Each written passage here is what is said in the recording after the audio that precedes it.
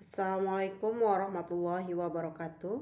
Baiklah, kita mulai perkuliahan pada hari ini dengan membacakan basmalah. Bismillahirrahmanirrahim. Pada perkuliahan kali ini kita akan bahas materi integral, ya. Integral atau disebut juga dengan anti turunan atau kebalikan dari diferensial atau turunan.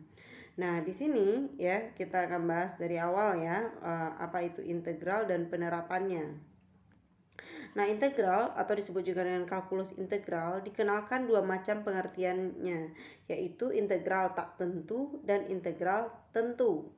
Integral tak tentu adalah kebalikan dari diferensial atau kebalikan dari turunan ya, atau disebut juga dengan anti turunan. Sedangkan integral tentu merupakan suatu konsep yang berhubungan dengan proses pencarian luas suatu area. Nah, kita lihat ya, integral itu ada dua tadi ya.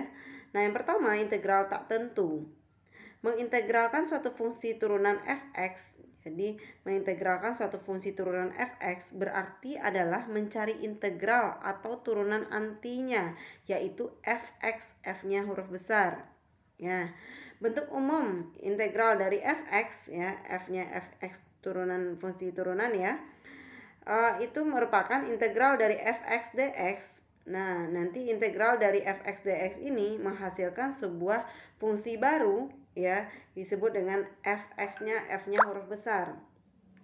Nah, fx ditambah dengan sebuah konstanta ya. Jadi bentuk umum integral dari fx ya, itu adalah integral fx dx menghasilkan sebuah integral baru di mana dia kita lambangkan dengan f besar ya, dalam bentuk fx ditambah dengan k.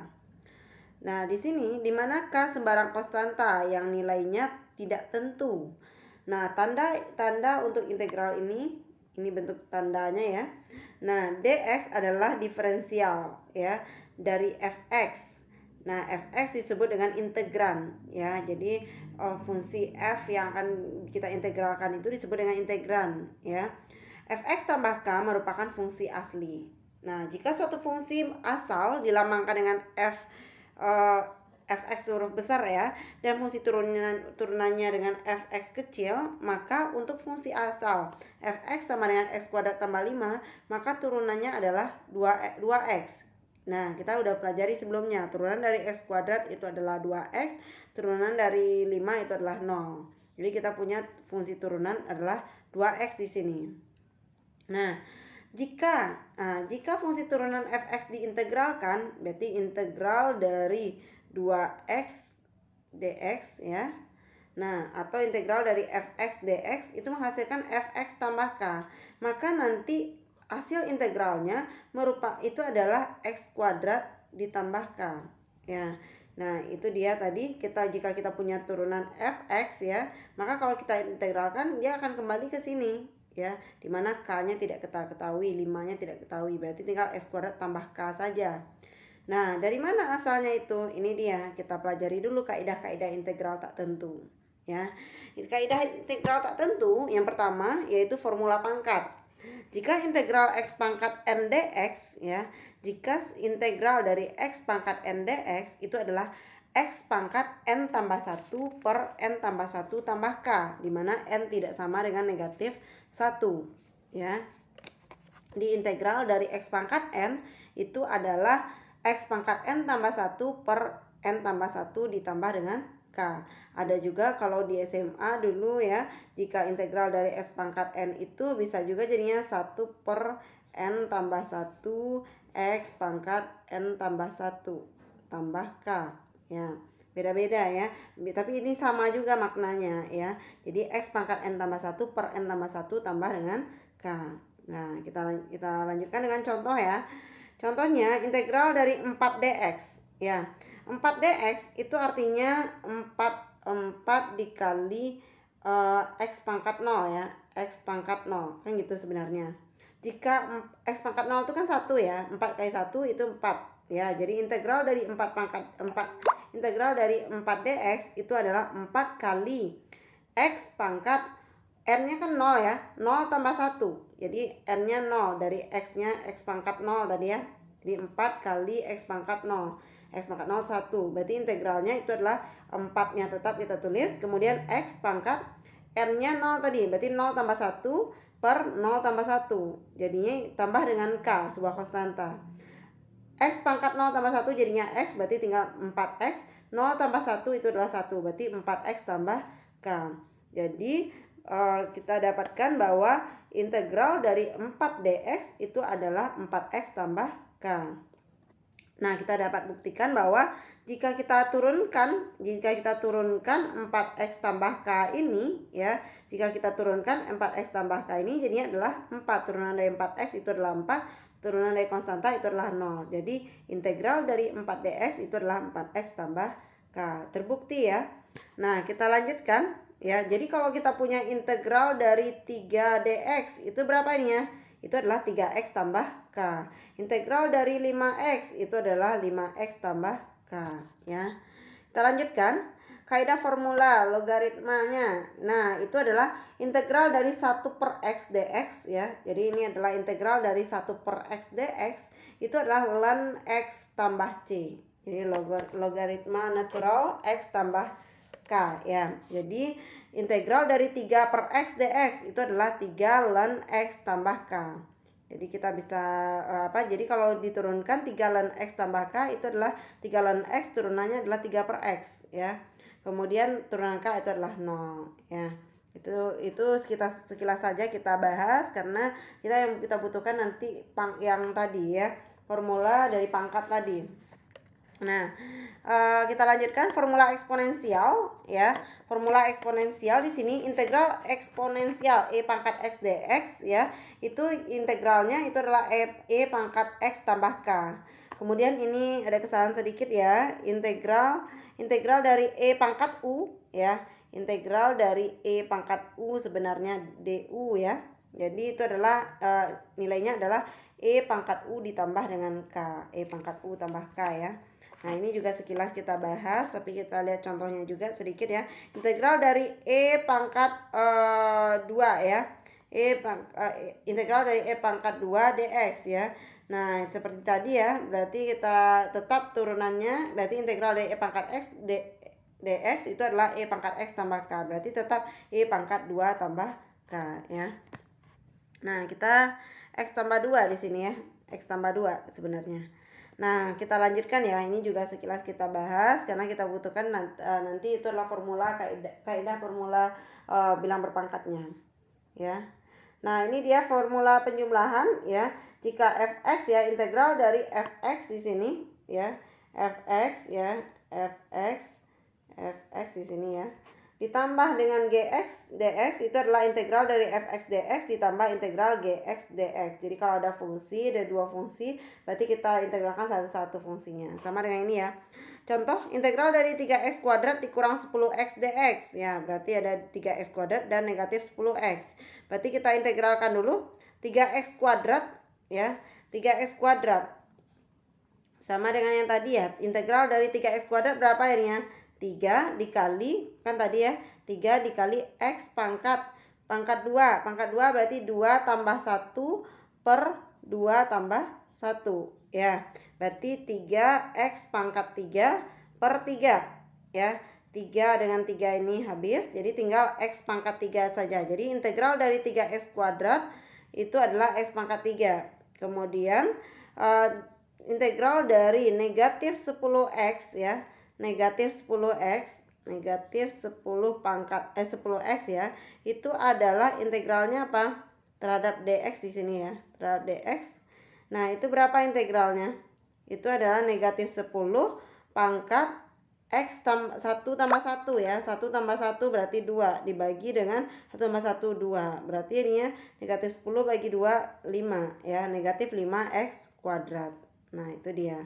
Jadi kita lihat ya, berarti integral dari 3x kuadrat dikurang 10x itu adalah x pangkat 3 dikurang 5x kuadrat ditambah dengan k. Jadi kalau kita turunkan lagi x pangkat 3 dikurang 5x kuadrat tambah k itu berapa?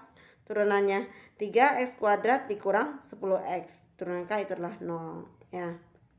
Ibu ulangi kembali ini ya. Ibu ulangi sekali lagi ya, karena ini sangat penting sekali. Integral dari 3x kuadrat. 3x kuadrat ya, berarti 3 X pangkat, kan pangkat 2 tadi ya, berarti 2 tambah 1, 3 per 2 tambah 1, 3. Berarti 3 bagi 3-nya coret, tinggal X pangkat 3, ini dia ya. Nah kemudian turunan dari negatif 10X ya, negatif 10X berarti negatif 10-nya tetap, kemudian X 1 tambah 1, 2. Kan X tutup pangkat 1 ya, berarti 1 tambah 1, 2 per 2 ya. 10 bagi 2, 5, berarti negatif 5X kuadrat. Nah itu dia. Nah kemudian harus ditambahkan dengan K ya. Itu jadinya integral 3X kuadrat dikurang 10X dx itu adalah X pangkat 3 dikurang 5X kuadrat ditambah dengan K. Nah kita lanjutkan formula perkalian. Nah itu tadi sebenarnya kita udah bahas juga tadi ya, kan integral dari apa tadi ya, 3X kuadrat berarti 3-nya tetap gitu ya. X kuadratnya yang kita integralkan, jadinya X pangkat 3 per 3 tadi ya. Langsung kita bagi aja. Ini dia integral n fx dx itu adalah n kali integral fx dx ya. Berarti 3-nya dikeluarkan, kemudian integral dari x kuadrat itu adalah x pangkat 2 tambah 1 per 2 tambah 1. Nah dicoret jadinya ya, 3 dengan 3 ini ya. Baru x pangkat 3 tambah k. Kalau kita turunkan ini jadinya adalah 3x kuadrat. Turunkan k itulah 0. Kita lanjutkan.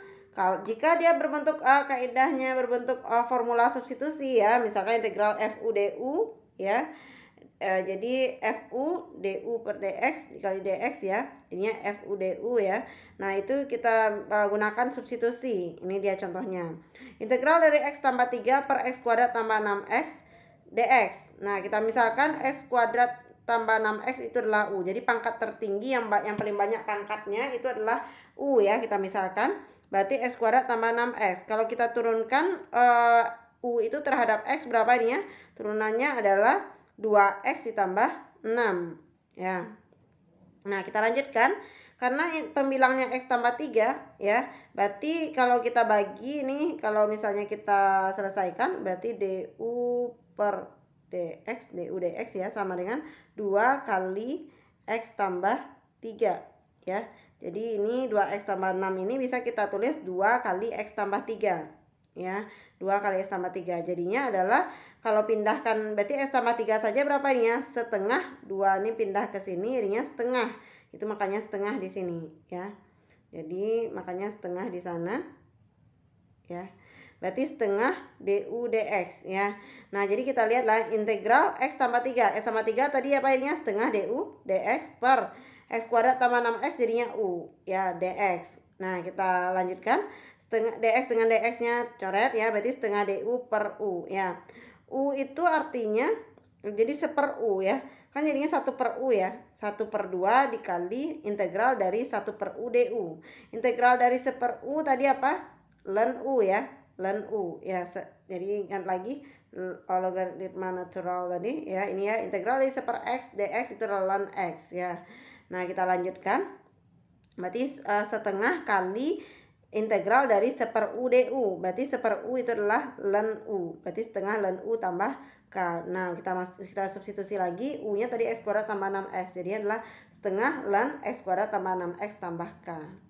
Nah, silahkan nanti diulang lagi di catatannya ya supaya lebih paham ya. Nah, kita lanjutkan. Penerapan ekonomi ya. Pendekatan integral tak tentu bisa digunakan untuk mencari persamaan fungsi total dari suatu variabel ekonomi pada persamaan fungsi marginalnya. Diketahui, kita tahu bahwa fungsi marginal adalah turunan dari fungsi total ya. Kita sudah bahas pada pertemuan sebelumnya. Maka dengan proses sebaliknya, yaitu integrasi, dapat dicari fungsi asal dari fungsi turunan tersebut atau fungsi totalnya. Nah, kita lihat ya. Berikutnya penerapan ekonominya. Nah, untuk penerapan ekonomi yang kita bahas di sini fungsi biaya, fungsi penerimaan, utilitas, fungsi produksi, konsumsi dan fungsi tabungan ya. Nah, di sini fungsi total C sama dengan FQ. Kita sudah harusnya udah hafal ini ya, bahwa fungsi total itu adalah C sama dengan FQ cost ya. Kemudian biaya marginal ya, biaya marginal itu sama dengan marginal cost, itu adalah C aksen ya, atau DC diturunkan C terhadap Q ya, berarti F aksen Q. Nah, untuk mencari C, jika biaya marginal diketahui, misalkan jika biaya marginal diketahui, kita mau mencari biaya apa ya, biaya total ya, kita integralkan biaya marginalnya terhadap Q ya. Ini rumusnya. Kita lanjutkan. Nah, contohnya ini, biaya marginal suatu perusahaan ditunjukkan oleh MC sama dengan 3Q kuadrat dikurang 6Q tambah 4. Carilah persamaan biaya total dan biaya rata-ratanya. Nah, sekarang berarti biaya total berarti cost-nya ya. Berarti cost apa tadi? Integral dari marginal cost. Berarti integralkan 3Q kuadrat dikurang 6Q tambah 4. Gimana cara mengintegralkan 3Q kuadrat tadi? Berarti 3-nya tetap kita tulis, kemudian Q ya. Pangkat 2-nya tambah 1. 2 tambah 1 per 2 tambah 1. 2 tambah 1 ini 3 ya. Habis jadinya Q pangkat 3 ya. Berarti integral dari 3Q kuadrat itu adalah Q pangkat 3 ya. Kemudian negatif 6Q berarti berapa tuh? Negatif 6Q. Berarti Q itu kan pangkat 1 ya. Dipangkatkan 1 tambah 1 2 per 2. Berarti coret tinggal 3. Berarti negatif 3Q kuadrat. Itu adalah integral dari negatif 6Q. Kemudian integral dari 4 apa tadi? 4. Kalau integral dari terhadap X tadi 4X. Berarti kalau terhadap Q berarti 4Q. Ditambah dengan konstanta. Ya. Jadi kita dapatkan hasil integral dari marginal cost-nya itu adalah Q pangkat 3 dikurang 3Q kuadrat tambah 4Q tambah K. Itu adalah biaya total kita. Untuk biaya rata-rata bagaimana? Biaya rata-rata yaitu C per Q ya. C per Q berarti Q pangkat 3 dikurang 3Q kuadrat ditambah 4Q tambah K. Ya, bagi Q berarti Q pangkat 3 bagi Q tinggal Q kuadrat. 3Q kuadrat bagi Q 3Q, negatif 3Q ya. 4Q bagi Q berarti tinggal 4. K dibagi Q berarti K per Q. Konstanta K adalah biaya tetap ya. Jika diketahui biaya tetap disebut sebesar 4 ya. Berarti ini jadinya jika diketahui C sama dengan, mohon maaf ini ada sedikit kesalahan, C sama dengan Q pangkat 3 dikurang 3Q kuadrat tambah 4Q tambah 4 ya. Karena K itu adalah konstanta tadi ya. Ini K adalah konstanta. Kita misalkan biaya tetapnya itu adalah 4. Berarti biaya tetap itu adalah 4 di sini. Berarti biaya rata-rata adalah Q pangkat 2 dikurang 3Q kuadrat ditambah 4 ditambah dengan 4 per Q ya, karena K per Q tadi ya, biar rata-rata K per Q. Untuk cosnya tambah 4. Nah, kita lanjutkan. Fungsi penerimaan ya, penerimaan total ya, itu R sama dengan FQ ya. Biaya marginalnya adalah MR atau turunan dari R ya, revenue F aksen ya, berarti F aksen Q. Nah, berarti kalau kita diketahui biaya penerimaan marginalnya, berarti kalau kita mau cari penerimaan total, berarti kita integralkan penerimaan marginalnya. Tapi kalau misalnya diketahui ini penerimaan total, kita mau cari penerimaan marginal, berarti kita turunkan. Tapi kalau kita sebaliknya, berarti kita integralkan ya. Kita lanjut, ini contohnya. Carilah persamaan penerimaan total dan penerimaan rata-rata dari suatu perusahaan jika penerimaan marginalnya adalah 16 dikurang 4Q ya. 16 dikurang 4Q itu adalah penerimaan marginalnya. Berarti MR sama dengan 16 kurang 4Q. Tentukan penerimaan total. Berarti R sama dengan integral MR dQ. Integral dari 4 tadi apa? 4Q. Kalau integral dari 16 dQ berarti 16Q. Integral dari negatif 4Q berarti negatif 4Q ya. Diintegralkan berarti Q itu kan pangkat 1 ya. Berarti tambah 1 berarti 2 per 2. 4 bagi 2 ini 2 ya. Berarti negatif 2Q kuadrat. Itu dia ya. Integral dari negatif 4Q itu adalah negatif 2Q kuadrat. Ditambah dengan K di sini ya. Nah, dalam persamaan penerimaan total konstanta K itu adalah sama dengan 0. Seharusnya kan tambah K di sini. Jadi untuk penerimaan total ya, penerimaan total konstanta K-nya itu sama dengan 0. Makanya di sini hanya ditulis 16Q dikurang 2Q kuadrat ya. Penerimaan rata-rata yaitu R per Q ya, berarti 16 dikurang 2Q, 16Q dikurang 2Q kuadrat dibagi Q. 16Q bagi Q tinggal 16, negatif 2Q kuadrat bagi Q berarti negatif 2Q. Nah, tadi kan Ibu sampaikan ya bahwa untuk penerimaan total K-nya sama dengan 0. Kan seharusnya di sini kan harusnya tambah K. Tapi untuk penerimaan total ini tidak ada ya, karena K-nya sama dengan 0. Sebab penerimaan akan ada jika tak ada barang yang dihasilkan atau terjual ya. Jadi sebab penerimaan akan ada jika tak ada barang yang dihasilkan atau terjual ya. Nah, di sini tidak akan ada ya.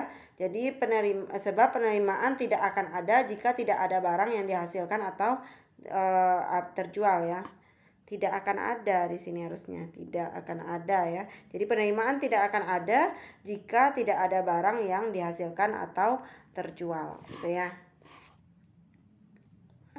Kurang tidaknya di sini ya, ada tidaknya di sini.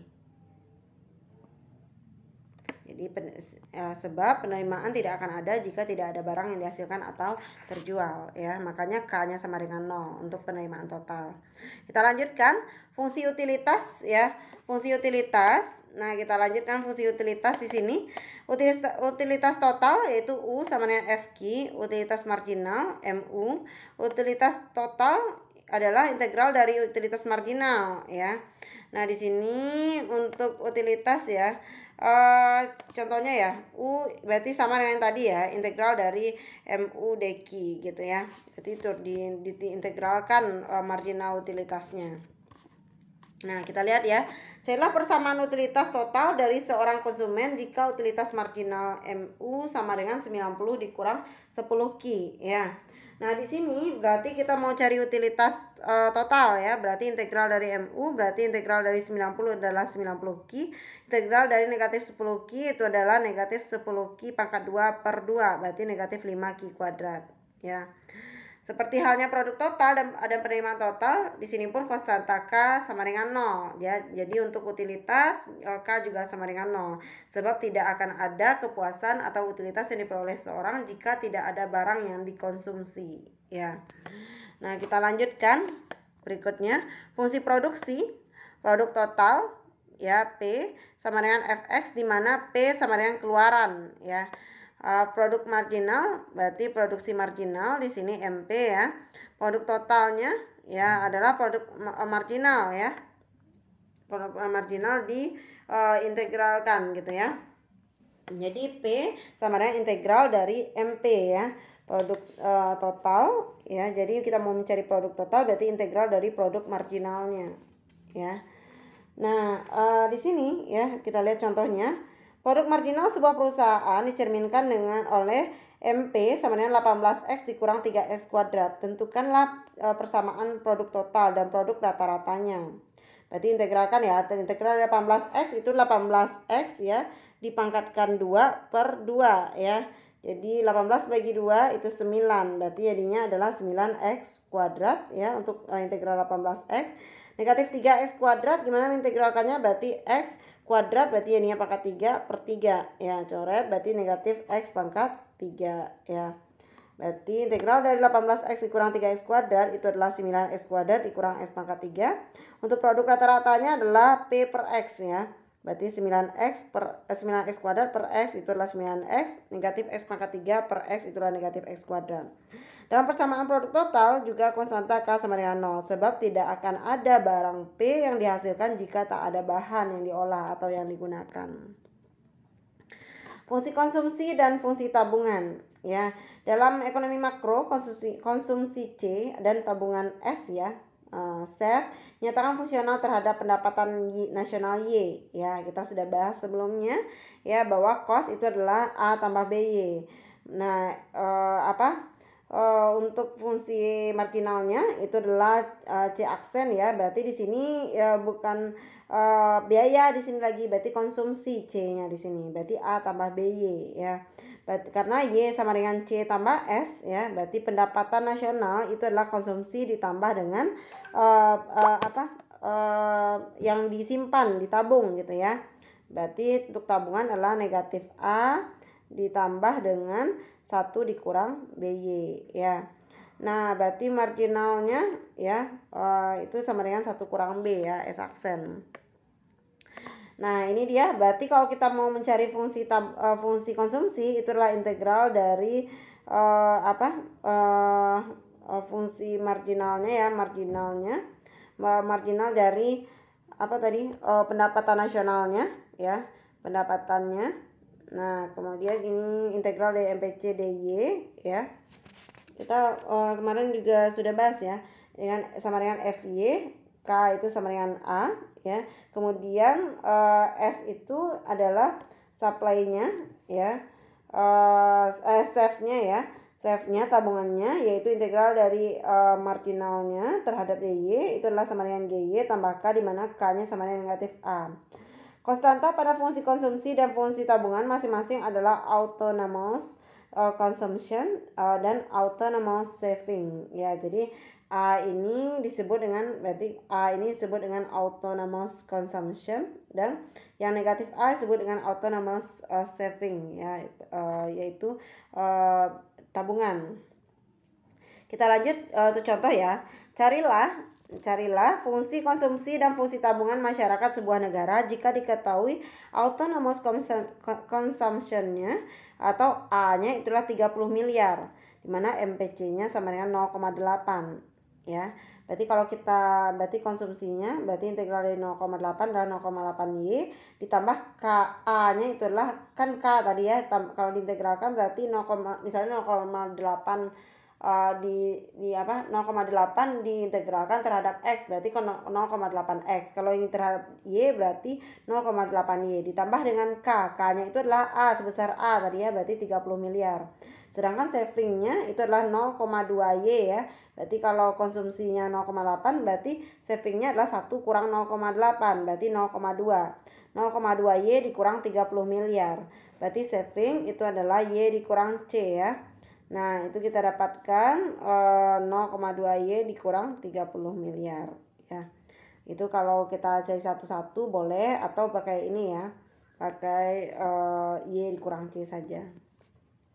Kita lanjutkan berikutnya.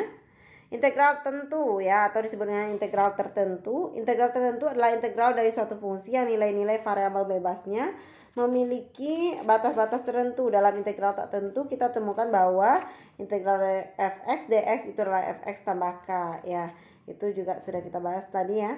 Nah, sekarang jika kan berarti fx tambah k ya. Misalkan kita di sini misalkan terhadap a sampai b, berarti jadinya nanti adalah fa ya. Berarti misalkan X sama dengan A dan X sama dengan B. Berarti kita lihat mana yang terbesar ini ya. Berarti FB dulu ya.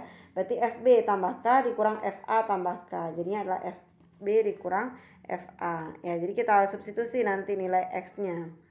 Sejumlah B dan A ya. Ini dia rumusan secara umumnya. Integral dari A ke B fx dx itu adalah fx ya. Setelah kita dapatkan integralnya itu adalah fx besar ya. Terhadap B dan A berarti FB dikurang FA. Integral tertentu digunakan untuk menghitung luas area yang terletak di antara kurva Y, Fx dengan sumbu horizontal X ya, dan menghitung luas area yang terletak di antara dua kurva. Andaikan kita memiliki dua buah kurva Y1 sama dengan Fx dan Y2 sama dengan Gx, di mana Fx maka luas area antara kedua kurva ini untuk rentang wilayah A ke B itu adalah ini dia. Kita lihat ya. Berarti ini kurva kita Y1 di sini, ini dia Y1 kita. Kemudian Y2 kita ke sini di atas ya. Nah, kita mau mencari luas daerahnya misalnya dari A ke B gitu ya. Nah, kita lihat ya. Nah, ini kaidah-kaidahnya ya. Misalkan integral dari S pangkat 4 dx. Berarti kalau S pangkat 4 diintegralkan gimana cara tadi? Berarti 4 tambah 1 berarti 5 per 5 ya. Kan gitu ya. Berarti X pangkat 5 per 5 ya. Nah, ini dia S pangkat 5 per 5 terhadap 52 ya. 52 berarti 1/5. Boleh kita tulis S pangkat 5 per 5 itu adalah 1/5 X pangkat 5 terhadap 52. Berarti X nya kita ganti. Berarti 5 pangkat 5 itu 3125. 2 pangkat 5 32. Kita kurangi nanti dapatnya 618,6. Kita lanjut ya. Jika A ke A itu sama dengan 0 ya. Kemudian jika dibalik ya, integral A ke B fx dx itu sama dengan negatif dari B ke A fx dx ya. Nah, sama dengan yang tadi ya. Berarti ini contohnya. Kalau jika dibalik boleh juga, tapi harus ditambahkan negatif di depan fungsinya yang diintegralkan. Kita lanjut berikutnya. Integral dari A ke B K kali fx dx itu adalah K kali integral A ke B fx dx ya. Berarti 5-nya bisa kita keluarkan dulu, baru kita integralkan X pangkat 4-nya ya. Ini integral dari A ke B fx tambah gx dx, berarti kita boleh integralkan satu-satu ya. Integralkan fx-nya dulu, kemudian integralkan gx-nya masing-masing terhadap 52 ya. Ini contohnya, integral dari 2 ke 5 x pangkat 4 tambah 5 x pangkat 4 dx ya. Integral dari 2 ke 5 x pangkat 4 itu adalah tadi 618,6 ya. Kemudian integral dari 2 ke 5 dari 5 x pangkat 4 ya, berarti 5 kali berapa tadi, 618,6 itu adalah 3093. Dapatnya adalah 3711,6. Kita lanjutkan, integral dari A ke C ditambah dengan integral dari C ke B itu akan sama dengan A ke B fx dx ya. Berarti ini yang tertingginya, yang pertama fungsi pertama kita kan sama-sama fx ya, tapi batasnya beda ya. Batas atasnya itu, batas atas yang pertama sama dengan batas bawah yang kedua ya, dimana fungsinya sama. Berarti kita boleh aja langsung integral dari A ke B fx dx ya. Misalnya contohnya ini, integral dari 2 ke 3 x pangkat 4 dx ditambah dengan integral dari 3 ke 5 x pangkat 4 dx, boleh langsung aja integral dari 2 ke 5 ya fx x pangkat 4 dx ya. Nah, kita lanjut penerapan ekonominya ya. Integral tentu itu penerapan ekonominya adalah surplus konsumen ya. Nah, surplus konsumen dan surplus produsen ya. Nah, di sini ya, yang harus kita pahami di sini, surplus konsumen adalah suatu keuntungan lebih atau surplus yang dinikmati konsumen berkenaan dengan tingkat harga pasar suatu barang ya. Jadi yang surplus konsumen ya mencerminkan suatu keuntungan lebih. Jadi keuntungan lebih atau surplus yang dinikmati oleh konsumen tertentu berkenaan dengan tingkat harga pasar suatu barang. Fungsi permintaan P sama dengan FQ ya, menunjukkan jumlah suatu barang yang akan dibeli ya. Berarti P sama dengan FQ itu adalah merupakan jumlah barang yang akan dibeli pada harga tertentu ya oleh konsumen ya. Kemudian PE nanti ya, nanti kita akan temukan PE itu adalah harga keseimbangan ya, yang PE, maka bagi konsumen tertentu sebetulnya mampu dan bersedia membayar dengan harga yang lebih tinggi dari PE gitu ya. Nah, kemudian kita lanjutkan ya di sini. Ini dia besarnya surplus konsumen, lambangnya CS ya, surplus konsumen atau keuntungan lebih ya yang dinikmati oleh konsumen tertentu ya, berkenaan dengan tingkat harga pasar suatu barang gitu ya. Mungkin aja dengan mungkin saja orang-orang tertentu mampu membayar sebesar P gitu ya. Nah, kemudian mungkin saja orang yang di atas rata-rata atau misalnya lebih lebih matang ya kemampuan ekonominya, mungkin mampu membayar lebih ya. Nah, di sini ya karena tingkat harga tadi ya, jadi yang mungkin bisa membayar lebih itu mendapatkan keuntungan di sini ya. Nah, di sini disebut dengan surplus konsumen, yaitu CS ya. Itu adalah integral dari 0 ke QE, yaitu kuantitas keseimbangannya FQ DQ dikurang dengan QE dikali PE ya. QE itu jumlah keseimbangan barang ya, kemudian P itu adalah keseimbangan harga ya. Nah, ini atau boleh juga dengan CS itu adalah integral dari PE integral dari PE sampai dengan P topi ya, P topi di sini sebenarnya ya. Lambangnya adalah P topi di sini ya, terhadap FPDP ya. Dimana P topi itu adalah nilai P untuk Q sama dengan 0 atau penggal kurva permintaan pada sumbu harga gitu ya. Nah, sekarang kita lanjutkan ya. Contohnya, fungsi permintaan suatu barang ditunjukkan oleh persamaan Q sama dengan 48 dikurang 0,03 P pangkat 2. Ya, hitunglah surplus konsumen jika tingkat harga pasar itu adalah 30. Jadi gimana caranya tadi? Berarti Q kita itu adalah fungsi kita 48 dikurang 0,03 P pangkat 2 ya.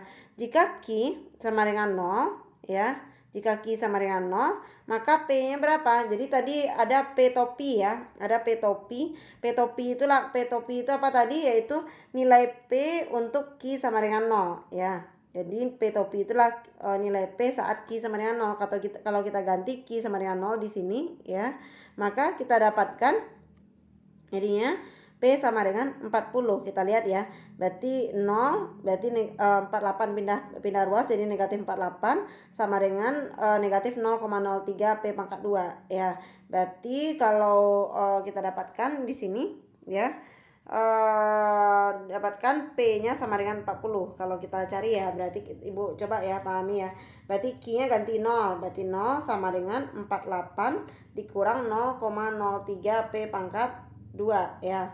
Kalau ini pindah ruas berarti ini negatif ya, negatif 48 ya. Itu sama dengan negatif 0,03 P pangkat 2 ya.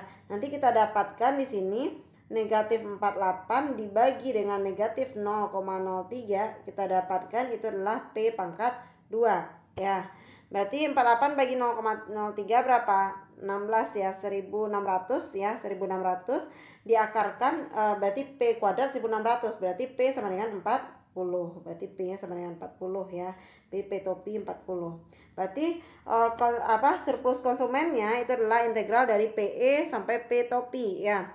Nah, PE-nya berapa? Berarti saat PE-nya berapa tadi? 30 ya. Diketahui di soal ya bahwa tingkat harga pasarnya itu adalah 30 gitu ya.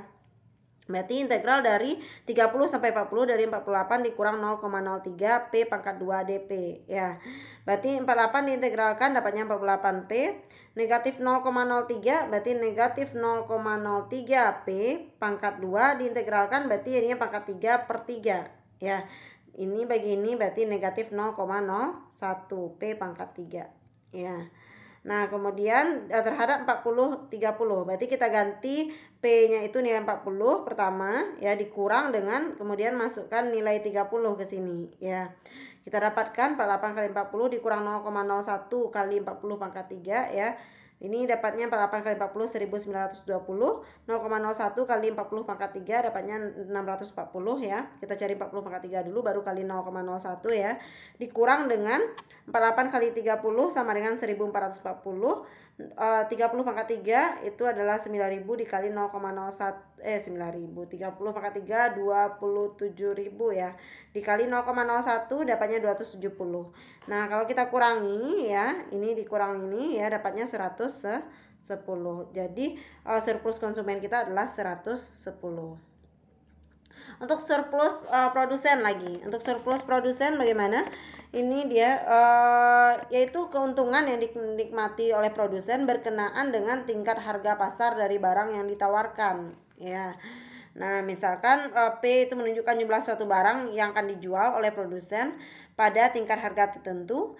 Jika tingkat harga pasar PE ya, maka bagi produsen tertentu sebetulnya bersedia menjual dengan harga yang lebih rendah dari harga yang di pasar gitu ya. Sebenarnya produsennya mampu sebenarnya menjual dengan harga yang lebih rendah, tapi karena keadaan pasar ya, harga pasar yang lebih tinggi, akhirnya produsen mendapatkan keuntungan. Jadi keuntungan produsen itu disebut dengan surplus produsen. Nah, itu bisa juga rumusnya kita pakai, yaitu surplus produsen ya, yaitu PS ya harusnya di sini. CS-nya di sini ya. PS harusnya di sini ya. PS ya. PS sama dengan QE dikali PE dikurang integral dari 0 ke QE dari FQ DQ, atau PS yaitu adalah integral dari P topi ke PE ya terhadap FP DP, dimana tadi P topi nilai P untuk Q sama dengan 0. Jadi ketika Q sama dengan 0 itu dinamakan dengan P topi ya. Kita lanjutkan. Contohnya seorang produsen mempunyai fungsi penawaran P 0 sama dengan 0,50 Q ditambah 3. Berapakah surplus produsen itu bila tingkat keseimbangan di pasar adalah 10 ya. Di sini berarti kita Berarti kita punya P 0,50 Q ditambah 3 ya.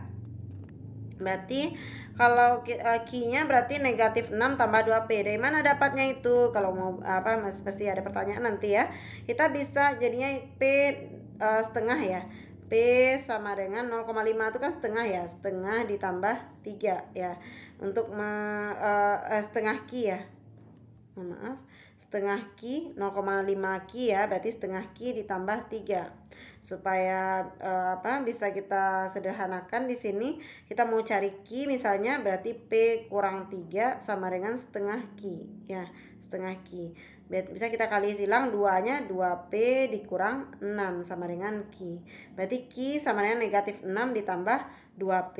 Itu dapatnya nanti ya, berarti Q sama dengan negatif 6 tambah 2P ya.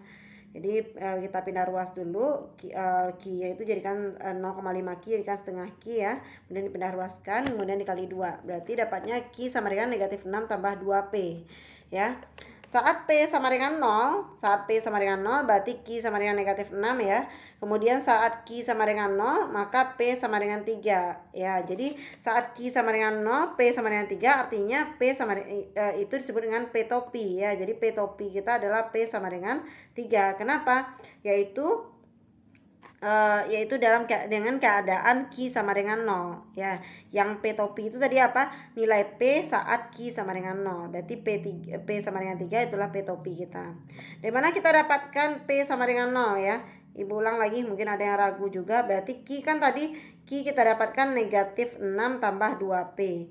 Kalau kita masukkan P-nya 0, di sini 2 kali 0, 0. Berarti Q sama dengan negatif 6. Ini dapatnya negatif 6. Kemudian kalau Q-nya 0 ya, kalau Q-nya 0, ini 2P tadi ya. Kalau Q 0 berarti 0 sama dengan negatif 6 tambah 2P. Berarti negatif 6 pindah ke sini, 6 sama dengan 2P. Berarti P berapa? 6 bagi 2, 3 ya. Berarti itu saat Q sama dengan 0 ya, itu artinya P-nya adalah P topi ya. Mana dia tadi? Maaf ya. Nah, ini berarti P topi kita ya. Selanjutnya berarti PE-nya diketahui di soal tadi adalah 10 ya. PE-nya diketahui di soal adalah 10 ya. Kemudian berarti QE-nya berapa? Berarti mana kita mendapatkan QE-nya? Berarti kita ganti aja. Ketika P-nya 10, berarti Q-nya berapa tuh? Negatif 6 tambah 2 kali 10. Berarti 20 dikurang 6, 14. Berarti QE-nya 14 ya. Kita lanjutkan berikutnya.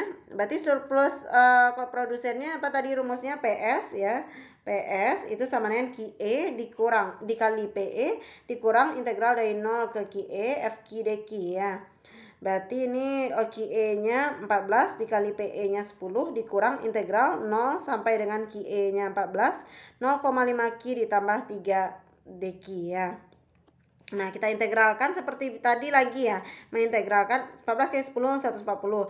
Integral dari 0,5 Q, berarti setengah Q ya. Setengah Q kalau diintegralkan gimana? Pangkat 2 per 2. Ya kan gitu ya. Berarti pangkat 2 per 2 kan gitu ya. Berarti 1 kali Q pangkat 2 per 4. 1 per 4 berapa? 0,25 ya, makanya dapat 0,25 di sini. 0,25 Q pangkat 2 ditambah integral dari 3 itu adalah 3 Q. Nah, nanti kita ganti 14 dan 0. Berarti 0,25 kali 14 pangkat 2 ditambah 3 kali 14 dikurang, masukkan 0-nya lagi, 0,25 kali 0 pangkat 2 ditambah 3 kali 0 ya. Berarti 140, 0,25 kali 14 pangkat 2 ya, ditambah 3 kali 14 dapatnya negatif 91 ya. Berarti 91 ya, karena ada negatif di depannya berarti kurang 91. Negatif yang 0 ini nilainya adalah 0 ya. 140 kurang 91 dapatnya 49. Berarti surplus produsennya itu adalah 49 ya. Nah, itu dia. Jadi Ibu ulangi lagi, untuk surplus produsen itu apa tadi? Yaitu keuntungan yang diperoleh produsen ya. Dimana harga pasarnya itu 10.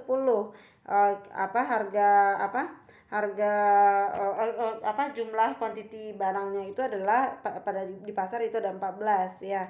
Sedangkan fungsi penawarannya itu adalah sebesar P sama dengan 0,50 Q tambah 3 ya. Jadi kita bisa mencari surplus produsennya dengan rumusan ini ya. Berarti kita cari QE dan PE-nya dulu ya.